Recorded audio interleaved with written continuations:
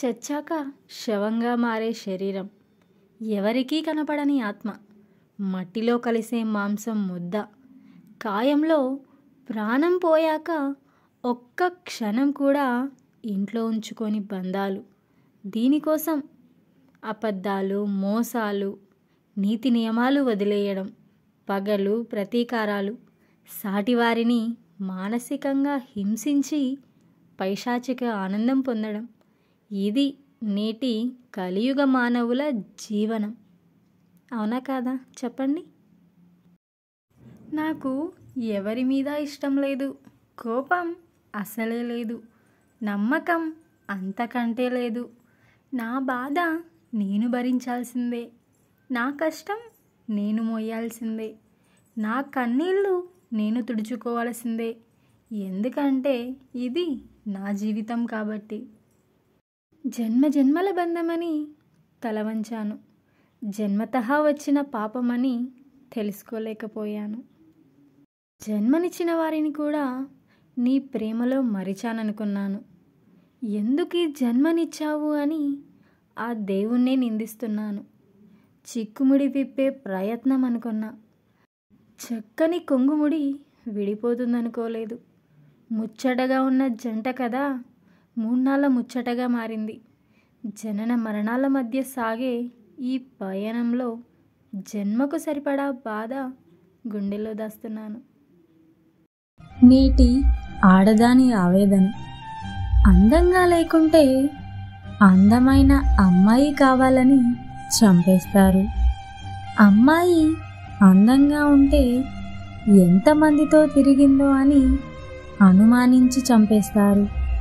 కట్నం తగ్గినా చంపేస్తారు, కానుకలు తేకపోయినా చంపేస్తారు.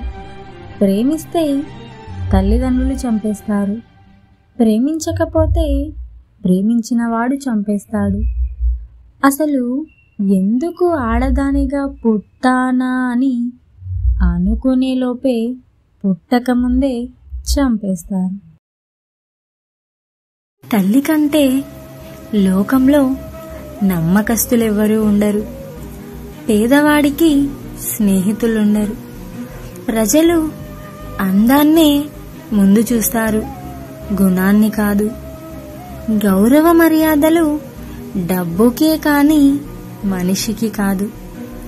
నువ్వు ఎవరిని ఎక్కువగా ప్రేమిస్తావో వారే నిన్ను అందరికంటే ఎక్కువగా బాధపెడతారు. అన్నిటికంటే ముఖ్యమైనది నీ పెదవి దాటి నీ చెవికి చేరిన మాట ఇక ఎన్నటికీ రహస్యం కానే కాదు. కంటికి నిద్ర లేదు, ముఖంలో నవ్వు లేదు, మనసుకు ప్రశాంతత లేదు. ఏదో తెలియని దిగులు, మనసు నిండా వేదన, చెప్పలేనంత బాధ, గుండెల్లో తెలియని భయం. జీవితం మీద ఆశ లేదు, అన్నిటికీ మించి బతకాలి అన్న ఆలోచన లేదు. బాధలు గొప్పవా బంధాలు గొప్పవా అంటే బాధలే గొప్పవని చెప్పాలి. ఎందుకంటే మధ్యలో వదిలేసి వెళ్ళిపోయే బంధాల కన్నా ప్రతి క్షణం మనతో తోడుగా ఉండే బాధలే గొప్పవి. మీరేమంటారు? అవునా కాదా? నాకు నేనే ప్రశ్న, నాకు నేనే సమాధానం, నాకు నేనే ధైర్యం. ఎన్నోసార్లు బాధ, కొన్నిసార్లు సంతోషం. ఇదే నా జీవితం.